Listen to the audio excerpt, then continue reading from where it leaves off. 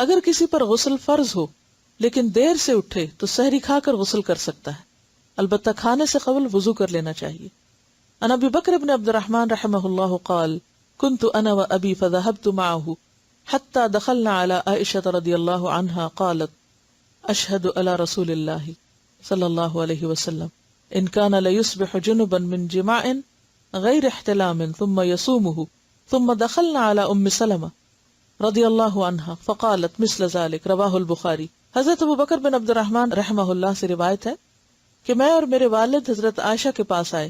حضرت عائشہ نے بیان کیا میں گواہی دیتی ہوں کہ رسول اللہ صلی اللہ علیہ وسلم احتلام کے سبب سے نہیں بلکہ جماع کے سبب سے حالت جنابت میں صبح کرتے، غسل کیے بغیر روزہ رکھتے، بعد میں فجر سے پہلے غسل فرما لیتے۔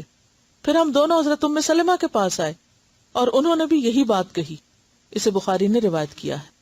عن عائشہ رضی اللہ عنہا قالت کان رسول اللہ صلی اللہ علیہ وسلم اذا کان جنبا فاراد ان یأکل او ینام توضأ وضوءه للصلاة رواہ مسلم۔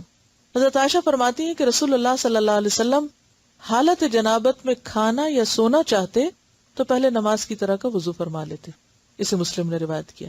یعنی اس سے پتہ چلتا ہے کہ دین میں ایک سہولت ہے، رخصت ہے کہ اگر غسل میں تھوڑی دیر ہو جائے تو اس سے پہلے انسان وضو کر کے ضروری کام کاج کر سکتا ہے۔